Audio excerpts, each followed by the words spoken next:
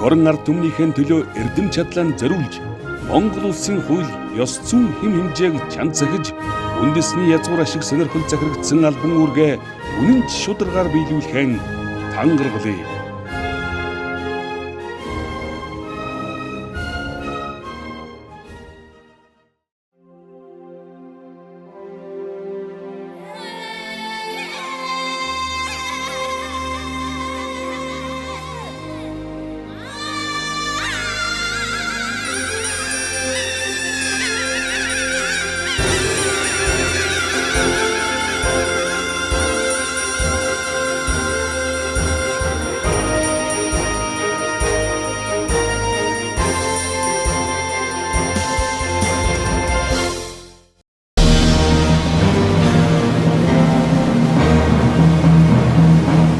Монгол улсын үйлчилгээний гавьяат ажилтан Лувсанбаазарын Зоригт Баатар.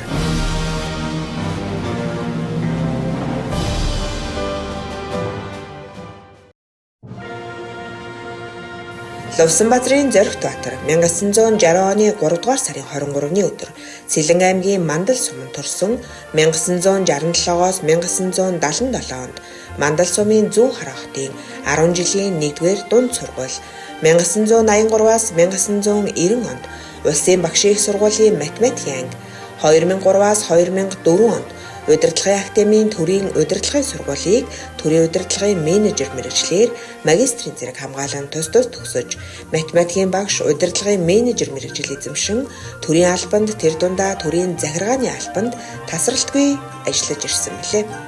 Тэрээр ажил хөдөлмөрийн гараага төрж өссөн Мандал сумын ерөнхий боловсролын сургуульд математикийн багшаар ажиллаж эхэлсэн бөгөөд 2000 оноос нийгмийн халамжийн үйлчилгээний төвийн дарга, хөдөлмөр халамж үйлчилгээний хилцээний дарга, хөдөлмөр эрхлэлтийн хилцээний дарга, хөдөлмөр халамжийн үйлчилгээний газрын дарга, улсын ахлах байцаагчаар тогтвор суурьшилтаа ажилласан. Нийгмийн халамж үйлчилгээний төвийн даргаас эхлэн хөдөлмөр халамж үйлчилгээний газрын даргаар ажиллах хугацаанд төрийн албан хаагчдын манлайллын чадварыг дээшлүүлэх, ур чадварыг нэмэгдүүлж, чадварыг бэхжүүлэх,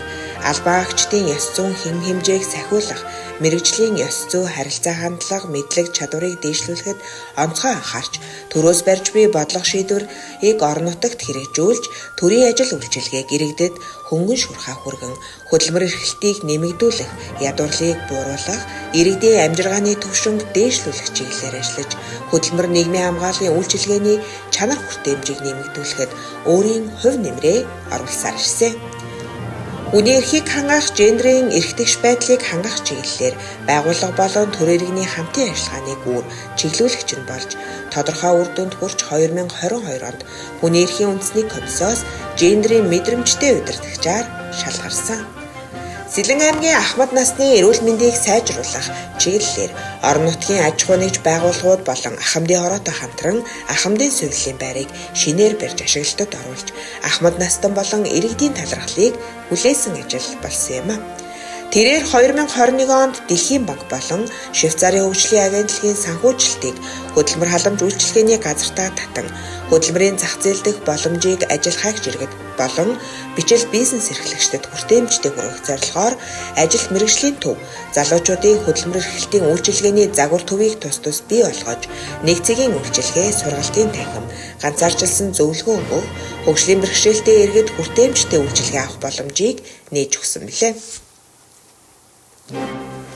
Лувсанбаазарын Зоригт Баатар нь ажиллаж буй салбартаа олон шин санаачлаг гаргаа ажилласнаас дурдвал хүний хөгжил сангийн тухай хуулийг хэрэгжүүлэх, халамжийн үйлчилгээний менежер програм, офлайн мэдээллийн санг бүрдүүлэх зэрэг шин тутам нэвтрүүлж буй ажилд онцгой анхаарч, захим үйлчилгээг үзүүлэх анхны програмыг зохиож, улсын хэмжээнд нэвтрүүлснээр халамжийн нийгмийн ажилтнуудын ажлын ачааллыг хөнгөвчилж, үр дүнгээ өгсөн.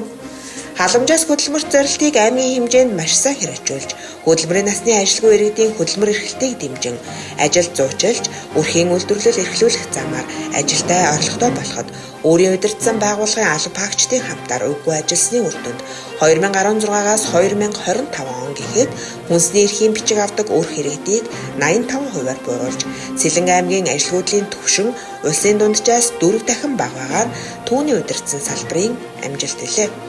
Нийгмийн хамгааллын чиглэлээр гаргасан төр засгийн бодлого шийдвэрийг орон нутагт хэрэгжүүлэх, засгийн газрын үйл ажиллагаа болон аймгийн засаг даргын үйл ажиллагааны хөтөлбөр аймгийн жил бүрийн хөгжлийн төлөвлөгөөнд тусгагдсан зорилтуудыг биелүүлэхэд идэвх санаачлагтайгаар хамт олонноо манлайлан зохион байгуулж ажилласан амжилтаар Зоригтбаатар даргын удирдсан хөдөлмөр халамж үйлчилгээний газар нь сүүлийн 10 гаруй жилд улсад 7 удаа, аймагтаа 9 удаа тэргүүлж 2 болон 3 дугаар байрт 5-аас 6 удаа шалгарсан нь төрийн захиргааны ариун туршлага, удирдан зохион байгуулах, мэргэжлийн өндөр мэдлэг чадварыг илэрлэлээ.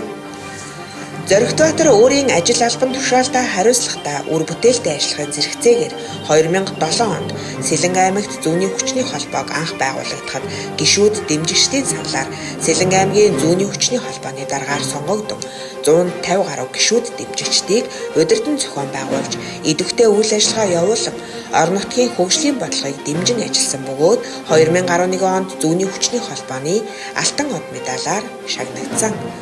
Мөн 2016 оноос эхлэн Төр улаан загалмай хамтын ажиллагааны зөвлөлийн гишүүнээр ажиллаж орон нутагтаа хүмүүнлэгийн үйл ажиллагааг түгээн дэлгэрүүлэх, хамтын ажиллагааг өргөжүүлэхэд идэвх санаачлагтай ажиллаж байна.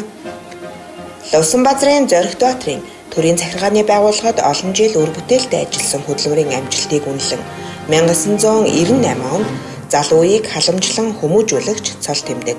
2003 онд аймгийн засаг даргын жуух хүчит, 2004 онд нийгмийн хамгааллын салбарын тэргүүний ажилтан цол тэмдэг, 2006 онд Их Монгол улс байгуулагдсны 800 жилийн ой медаль, 2011 онд төрийн дээд шагнал алтан ад содон, ардын хувьсгалын 90 жилийн ой медаль, төрийн албаны тэргүүний ажилтан цол тэмдэг, 2014 онд хөдөлмөрийн салбарын тэргүүний ажилтан цол тэмдэг, 2015 онд хүн амын хөгжил нийгмийн хамгааллын салбарын тэргүүний ажилтан цол тэмдэг, төрийн дээд шагнал хөдөлмөрийн гавьяаны улаан төвийн одонгоор тус шагнаж 2025 онд Сэлэнг аймгийн хүндэт иргэнээр өргөмжилсөн.